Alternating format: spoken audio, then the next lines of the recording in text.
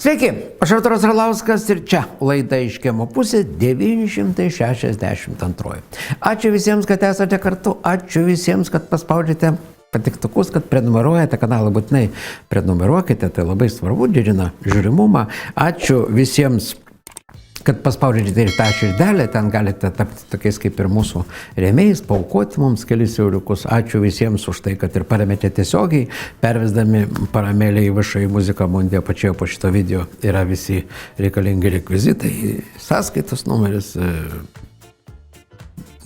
kodas įmonės, kuris reikalingas deklaruojant pajamas valstybinėje mokesčių inspekcijoje, jeigu norit paskirti mums 1,2% gyventojo pajamų mokesčių dalį. Tiesiog pagalvokite, jeigu jūs niekam neskiriate tų 1,2%, tie pinigai eina į biudžetą ir už tos pačius biudžeto pinigus perveda LRT, kuri plauna jums smegenis ir meluoja jums į akis ir jūs durnina. Tai geriau pervesti tos pinigus tiems, kurie vis dėlto parodo antrą pusę, parodo tiesą ir demaskuoja visą šitą vagių šutvę. Ačiū tikrai už tą bendrystę, draugystę, pilietinį, moralinį palaikymą. Ačiū už palaikymą kovoje su to žmogum, kurio pavardės negalima minėti, kuris ir dangsto beje tos nusikaltimus. Ar girdėjote, kad jis pasakotų, darytų tyrimus, kaip ten iš tikrųjų yra miškuose, kaip skerdžiamas miškas, kaip išskerstas rūdininkų poligonas. Rodėm mes praeitoj laidoj šitos vaizdus, pakraupę netgi tie, kurie nematė, net miškininkai pakraupę, kurie sako, baikit, žinokite, niekad nieko nepjaut, ten tiesiog. Va čia vėl rodau tos vaizdus. Čia va taip atrodo neišpjautas miškas ir čia tik šaudimo aikštelės. Va čia tiesiog primenu. Jo, bet šiandien tą istoriją aš vis tiek priminsiu, visą laiką rodysiu, nes žmonės turi tokią savybę užmiršti.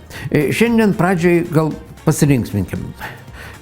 Atsimenat, buvo tokia ekonomikos ir inovacijų ministrė Armonaitė. Bet toks, ta prasme.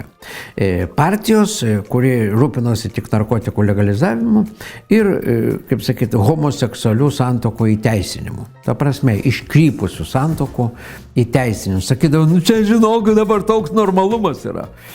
Kvailiai sėdėjo valdžioj, dabar truputėlį prisimaskavęs sėdi valdžioj, palaiko tos pačius, reiškia, iškrypusius dalykus. Tai šita Armonaitė sakė, pokyčiai po pokyčių. Pokyčiai po pokyčių, pokyčiai po pokyčių, pokyčiai po pokyčių, pokyčiai po pokyčių, pokyčiai po pokyčių, pokyčiai po pokyčių, pokyčiai po pokyčių, pokyčiai po pokyčių, pokyčiai po pokyčių, pokyčiai po pokyčių, pokyčiai po pokyčių, pokyčiai po pokyčių, pokyčiai po pokyčių, pokyčiai po...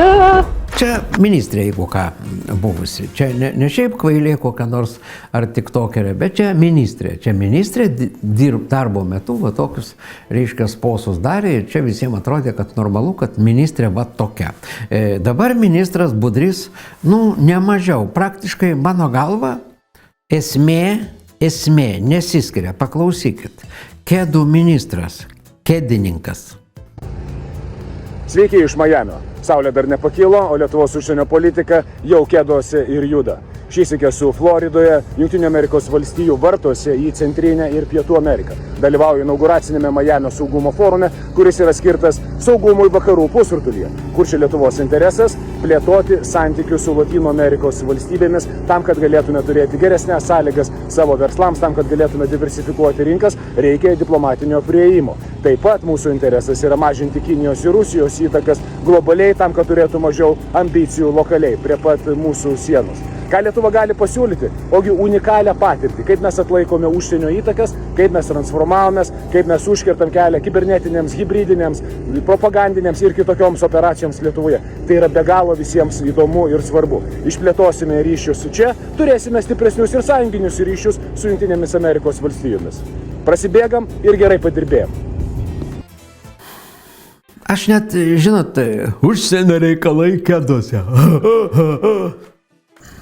Čia kažkoks yra košmaras. Normalioj valstybei, kur truputį sveiko proto, jo net ne tai, kad neprileistų prie ministerijos, jis durininkų negali dirbti. Nes jisai darbo metu užsidės kėdus ir išbėgs bėgiaus ir durininkystė dabar kėduose. Kažkoks varijotas. Pažiūrėkit, ką jis ten prilakstė Pietų Amerikoje. jisai rezga santykius su Kolumbija. Čia aš neįsigalvoju. Mes žinom, kad Kolumbija valdo narkotikų kartelis, kad klesti narko biznis.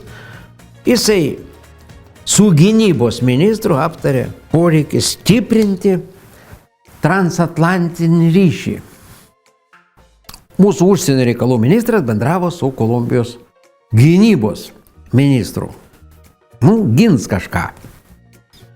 Ne jo kompetencijos ministerija, bet nuvažiavo, palakstė su kėdais. Kubą gins dar, jisai gelbės Kubą, čia aš irgi neironizuoju. Mums svarbios valstybės, labai mes ten turim realiai.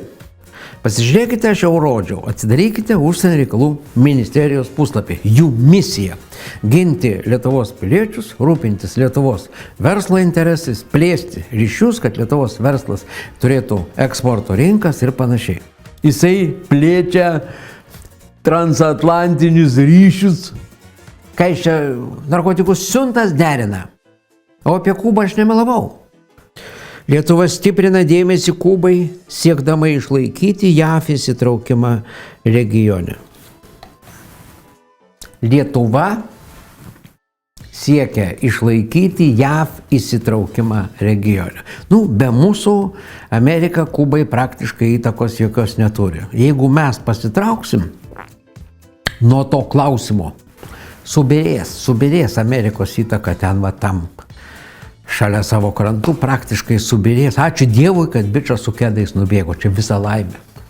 Kad tik kėdai nesusidėvėtų. Nežinau, hebra, susimeskit, gal padaryti reikia akciją. Rakim darom. Atsiprašau, ten kažkokią. Kėdus darom.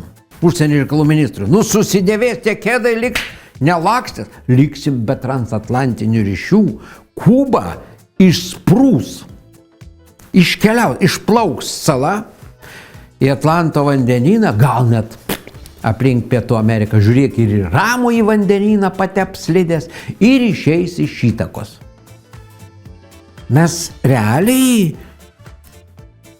normaliai žiūrim, kad kvailys, realiai kvailys. Va toks Armonaitis vadovauja užsienio reikalų ministerijai. Prezidentas stūmė jį, čiagi prezidento patarėjas buvo. Aš apskritai nežinau, šitas žmogus dirbo saugume, valstybės saugumo departamente ir va tokio mentaliteto žmonės, buki visiškai. Čia, aš kitų žodžių parinkti negaliu. Čia mano nuomonė, bet nėra kaip paneigti jos. Nežinau, kas galėtų paneigti. Kažkas yra baisaus. Iki ko nusirito valstybė. Ir jūs galvojat, kad toks klaunas kažką ten domina? Kažkas žiūri, jisaigi atstovauja valstybė ir visi galvoja, jeigu toks ministras, tai kokie žmonės tokiai valstybė gyvena. Pat ir turim vizitinę kortelę. Judame toliau. Čia žiūrėkite, komunistas buvęs, tarybinio pedagogo redaktorius Rimvydas Valatka. Intelektualinis degradas skamba kaip oksimoronas atmetus Rusiją, Baltarusiją, Kiniją, Iraną ir kitas Venesuelas iš mažosios raidės. Sakytum, tai neįmanoma suderinti, bet čia apie Lietuvą, kad ir kaip būtų liūdna, apie Vytauto didžiojo universiteto politikos mokslų ir diplomatijos fakulteto dekaną profesorių Mindaugą Jurkyną. VDU profesorius, VDU dekanas Jurkynas jau beveik metai neriasi iš kailio, siekdamas, kad spaudos ir žodžio laisvės Lietuvoje būtų nudrenuotos iki Fugrerio, Putino reicho lygio, kad tik jo šeimininkai, kuriems jis tarnauja, Nausėda, Gauleiteris, Dešraitis ir LSDP telefonų ir televizorių vagis, būtų jo visokiojopai patenkinti. Kas mokės Lietuvos istorijos, žino, kas Lietuvai buvo ir yra VDU. Bandau įsivaizduoti garsiausius VDU profesorius. Šitokį vėmalų krūvą, tokio politinio visiško degrado, patvorinio, mėšlavabalio, va tokį tulžies pliūpsnį išmetė žurnalistų save tituluojantis signataras. Tarybinio pedagogo buvęs redaktorius, uolus, komunizmo nešėjas per Lietuvą. Va šitas, nieko nepasikeitė, jis vėl gauna atlyginimą, jis vėl už savo propagandą. Tada nešė tarybinę propagandą, dabar neša tokią pačią tarybinę propagandą, tik apsimetęs kažkokiu, žinokit, aš už Europą, bet raudonas, kai buvo, taip ir liko. Ir čia, reiškia, politologas Valentinavičius tiesiog padėjo jį į vietą. Ramiai, korektiškai, bet sudėliojo viską va taip. Taškas po taško. Cituoju jo įrašą Facebook'e. Vytautas Valentinavičius. Šiandien gavau kvietimą pakalbėti apie LRT ir žinoma, ne pačiame LRT eteryje. Tai jau savaime daug pasako apie mūsų viešosios erdvės būklę, apie nacionalinį transliuotoją, vis dažniau kalbama kažkur šalia, o ne pačiame transliuotojuje, tam vietos beveik nebeliko. Bet šį kartą ne apie tai, šį kartą apie kitą reiškinį, kuris mano galva dar pavojingesnis, apie tai, kaip dalis mūsų vadinamojo elito galutinai parodė tikrąjį veidą. Gal iš komunistinės praeities. Vilniaus universiteto aplinkoje jau matėme pavojingą flirtą su mintimi, kad demokratiją galima gelbėti ir antidemokratinėmis priemonėmis. Dabar matome ir kitą tos pačios minties formą. Vytauto didžiojo universiteto partnerinis docentas, signataras renkasi ne argumentus, ne polemiką, o viešą žeminimą, psichologinį smurtą ir patvorinę leksiką. Ir čia problema ne vien Rimvydas Valatka kaip asmuo. Problema tai, kad žmogus susijęs ir su universitetu, ir su žurnalistika ima kalbėti taip, lyg pats viešas niekinimas būtų kažkoks argumentas. Tarsi etikečių klijavimas būtų tas pats, kas mąstyti ir argumentuoti. Tarsi oponentą pakaktų išvadinti žodžiais, kurie labiau primena gerai naminės prisisiurbusio žmogaus kliedesį nei viešą polemiką. Tarsi užtektų pasiekti klaviatūrą, kai jūra iki kelių, o minties suregzti jau nebeišeina. Bet neapsigaukime, tai nėra argumentai, tai nėra nei drąsa, nei laisvo žodžio gynimas. Tai tik intelektualinis ir moralinis nuosmukis, kai tulžis išdidžiai pateikiama kaip principingumas. Yra kažkas labai liūdno, kai žmogus, kuris turėtų rodyti viešos diskursijos ginčio standartą, pats nuslysta iki retorikos, kurią anksčiau priskirdavome paraštėms. Ir tada belieka klausti, kas šiandien Lietuvoje iš tiesų ardo viešąją kultūrą. Tie, kurie mąsto kitaip, ar tie, kurie bet kokį kitoniškumą bando sutrypti paniką, etiketėmis ir viešų pažeminimu. Man kaip Vilniaus universiteto ir VDU alumnui tai ne tik nemalonu, man gėda, nes universitetas turi auginti mintį, o ne įniršį. Turi disciplinuoti kalbą, o ne legalizuoti tulžį. Turi rodyti, kad ginčiamasi demokratijoje, o ne kaip moralinio pranašumo poza pridengiama elementariai neapykanta kitam. Kai signataro retorika ima skambėti kaip patvorinių šūksniai, problema jau nėra vieno žmogaus charakteryje. Manau, kad tai ženklas, kad dalis mūsų viešojo elito nebekelia diskusijos lygio, o sąmoningai tempia į žemyn. Ir tai yra daug pavojingiau nei vienas vulgarus, agresyvus smurtinis įrašas. Nes taip normalizuojama mintis, kad užtenka rėkti, žeminti ir niekinti, kad atrodytum teisus.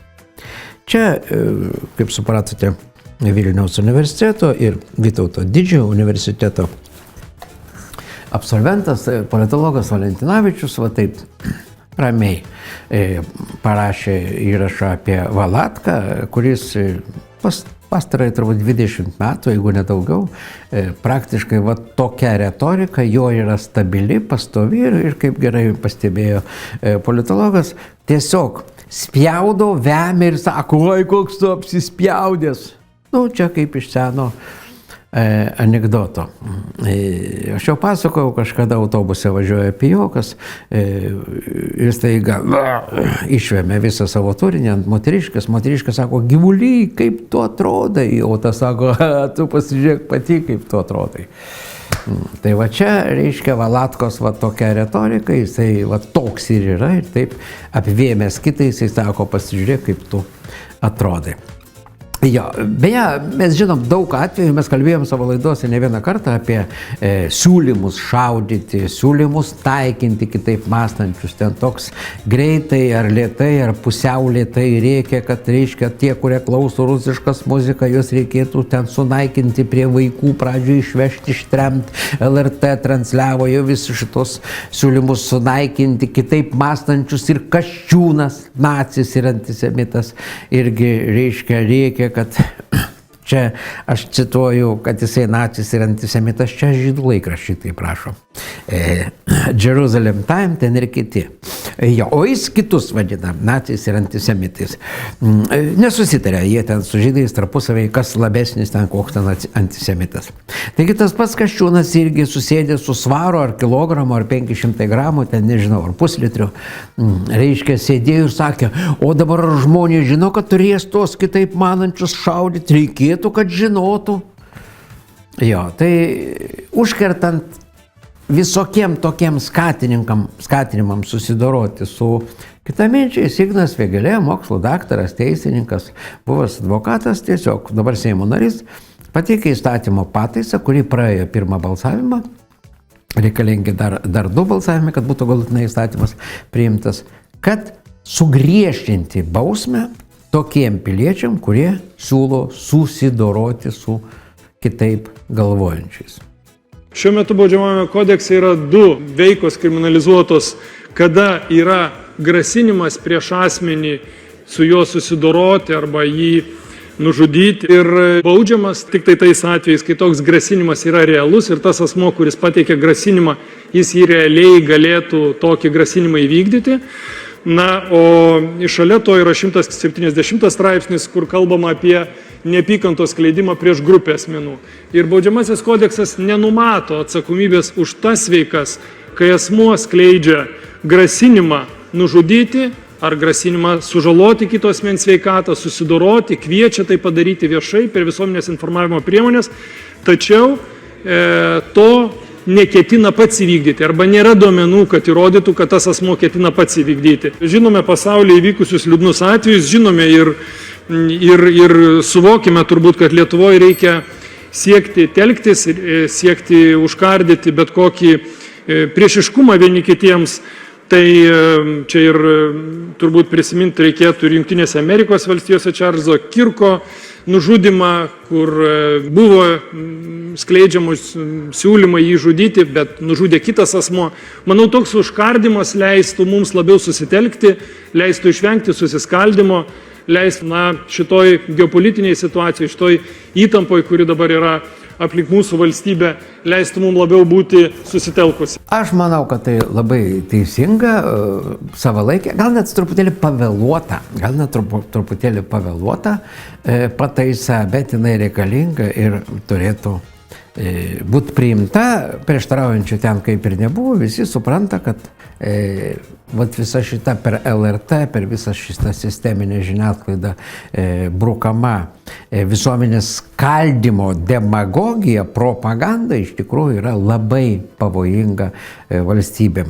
Mūsų tame tarpe, bet ir visom valstybėm.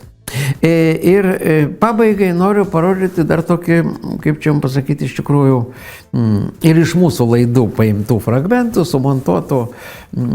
sumontuotą tokį epizodą, kaip sudedamas į vietą, visiškai sudedamas į vietą šitos sisteminės šaikos, tų vadinamų konservatorių, liberastų, demokratų ir socdemai tame tarpe. Tos šaikutės kraštutinės kairės demagogų pasakos, kad reikia čia mums tą Baltarusiją, Belarusiją, tą visą sunaikinti, sankcijos labai veikia, labai gerai. Kaip tiesiog Rimas Jankūnas sunešioja Arminą Lydeką, kuris tiesiog kažką ten mojuoja rankom ir be argumentų. Antra vertus parodami ir jų pačių prieš metus, gal pusantrų pateikti argumentai. Tiesiog faktai, skaičiai, kuriuos beje mes ne kartą savo laidose rodėm. Tai šitą palieku galui laidos pasimėgavimui visą tą video vaizdelį, iš tikrųjų puikus, labai taiklus, kiekvienas turėtų pasižiūrėti gal net kelis kartus, kad po to jų pačių žodžiais, tose, žinote, kaip sako, virtuvės politinėse diskusijose galėtų tiesiog arba parodyti, arba tais pačiais argumentais naudojantis, pasakyti nesusipratusiam kaimynui, va tokie yra skaičiai, va tokie yra skaičiai. Ir tai, kad tie reikia muškit rusą, o viską daro, kad tas rusas uždirbtų milijardus. Tai čia tik tai įrodo, kad jie vaidina ruso mušėjus, nes, arba turi būti visiškai durnius, kad rėkdamas muškit rusą darai ekonominę naudą, arba tą tu darai pats turėdamas asmeninės naudos, darydamas taip, kad tą naudą turi Uralkali ir kiti. Tai tiek šiandien iš Kiemo pusės, aš tą video parodysiu visai jau atsisveikinus. Ačiū visiems, kad žiūrėjote, ačiū visiems, kad paspaudžiate patiktukus, ačiū visiems, kad paremėte visą mūsų komandą, tiek Patreon platformą, tiek ir pervedėme paramėlę tiesiogiai į VŠI Muzika Mundi. Apačioje po šito video yra visi reikalingi rekvizitai, sąskaitos numeris. Ačiū visiems tiem, kurie ir paskirėte 1,2% gyventojų pajamų mokesčio dalį, deklaruojant pajamas valstybiniai mokesčių inspekcijai.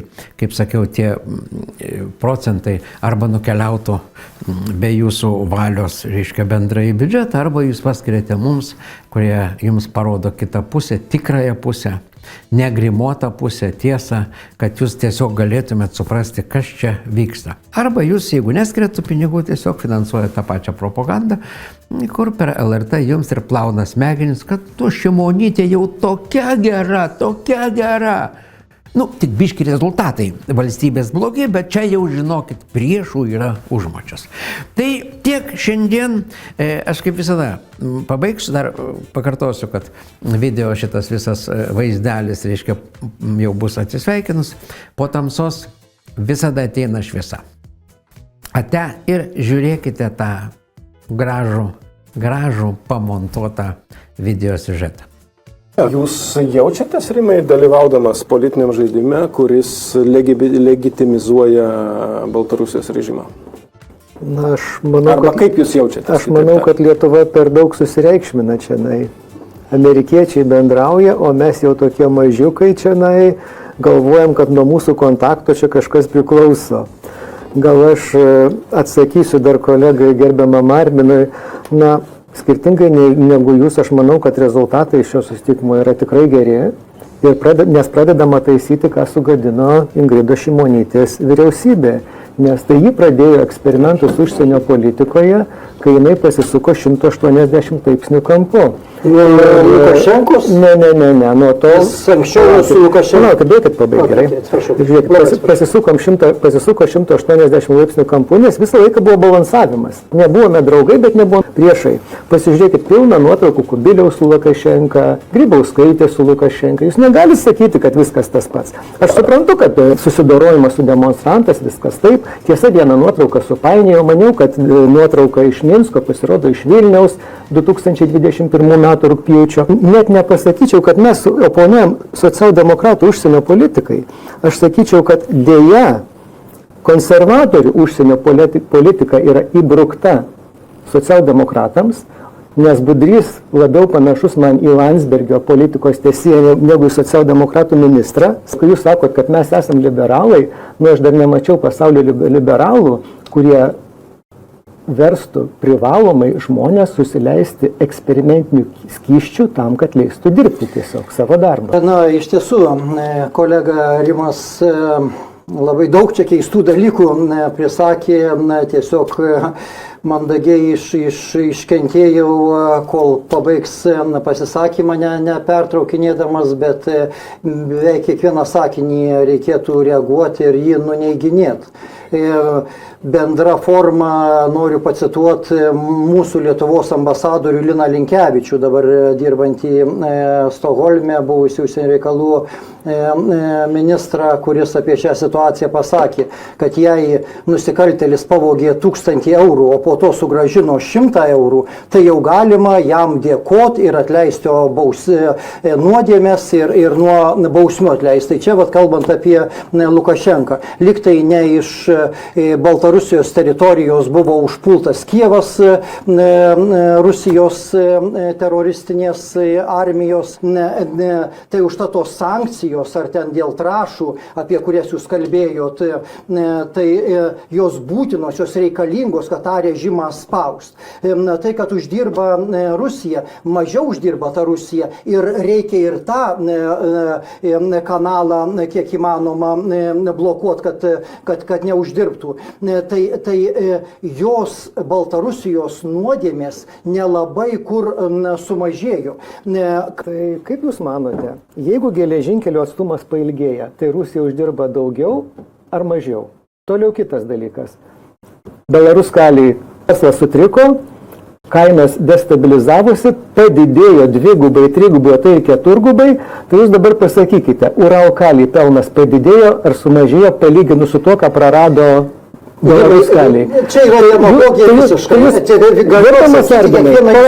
Pasakykit aiškiai, kad jūs nenorite atimti iš Putino tų milijardų. Jūsų tikslas padėti Rusijai, dėl to jūs dusinat Baltarusiją. Rima, jūs labai įžūliai formuluojat, taip teigdamas, taip kalbėdamas, ir jūsų šitie paskaičiavimai yra netikslus, vienas dalykas. Antras dalykas, taip, Uralkalis uždirba daugiau negu iki kalio trašų. 2021 metais buvo įvesti apribojimai baltarusiškom trąšoms produktams ir 2022 metais buvo sankcionuota pagrindinė eksportuotoja Belaruskali. Dar aš kalbu apie situaciją iki karo. Tai iki sankcijų įvedimo Baltarusijai teko 20% pasaulinės kalio trąšų rinkos. Pagalvokit, 20%. Ir tuo metu, kada buvo šitie sprendimai padaryti, kurie, kaip pasirodo, nebuvo inicijuoti nei Europos komisijos, nei partnerių iš JAV, tai po tų sankcijų atsiradimo trąšų rinkoje pasekmės buvo tokios, kad Rusija gavo didžiulę naudą, pasireiškusią kaip trąšų gamintojų Uralkaliai, taip ir logistikos sektoriaus viršpelnės. Dabar apie skaičius turbūt būtų labai įdomu. Jeigu 2020 metais Uralkali, čia yra Rusijos gamykla, kuris laikas siekė iš Lukašenkos atimti tą pagrindinį jo šaltinį, kuris gaudavo valiutą ir tą valiutą. Bet net ir tuo metu diktatorius sugebėjo atsilaikyti nuo to viso spaudimo. Tai Uralkali buvo pagrindinis konkurentas ir 20 metais jis patyrė 43 milijonus JAV dolerių nuostolio. 20 metų. 21 metų pirmą pusmetį, jau kai atsirado sankcijos, pelnas Uralkalio pasiekė staiga 535 milijonus JAV dolerių, tačiau antrą pusmetį, kadangi pakilo drastiškai kainos, o jos išaugo nuo kelių šimtų iki 1200 eurų, tai tokiu atveju antro pusmečio pelnas padidėjo iki 1,2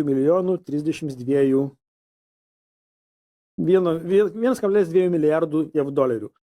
22 metais bendras pelnas Uralkaliui išaugo maždaug į 4,5 milijardo JAV dolerių. Ir kainos kaip keitėsi, kol sankcijų nebuvo, rinka buvo stabili, tai 220-350 JAV dolerių už toną su pristatymu jau į užsienio, sakykime, Baltos Brazilijos uostą. O kai atsirado šitą kainą, kada atsirado sankcijos, pakilo iki 800 ir buvo virš 1000 pakilę iki 1200 eurų. Tokios kainos buvo padidėjimas. Tai ką tai leido? Tai leido padaryti tai, kad, kaip minėjau, tie pelnai, kokie buvo iki 4,5 milijardo gavo tiesioginės naudos Uralkali, kur būt įmonė, kuri tikrai finansuoja karą Ukrainoje dabar sėkmingai. Ir kadangi dar mes ir geležinkelių savo uždarėme, tranzitą nebeliko, tai rusiškų geležinkelių irgi pelnas buvo 400 milijonų JAV dolerių, kadangi 100% Baltarusijos išvežimo trąšos priklausė tik tai nuo Rusijos infrastruktūros uostų ir geležinkelių. Tai sankcijų įvedimas kam labiausiai apsimokėjo? Rusijai.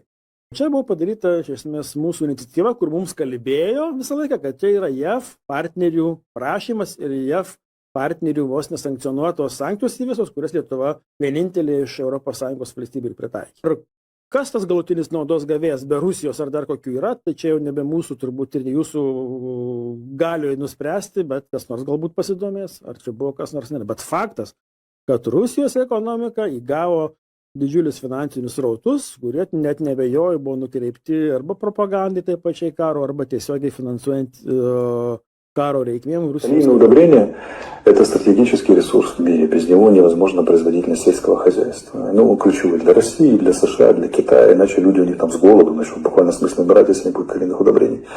В результате идиотских действий предыдущего правительства Литвы, что произошло? Белоруссию через Клайпеду запретили трансляцию, вернее, транспортировку белорусского калия. И россияне перехватили значительную долю и начали через свои порты все это переваливать. Более того, российские калий начали продавать активно, которые США и Китай закупали, несмотря на все санкции и другие страны. Таким образом, они получили доступ, российская страна, не только к миллиардам долларов за калий транзит, а еще и они нажили на этом благодаря мудрому литовскому правительству, а они еще и как бы взяли за яйца США и Китай одновременно. Потому что если они хлопнут, это так получилось, что значительная доля калийных удобрений принадлежит бывшему Советскому Союзу, то у Китая и США может голод начаться.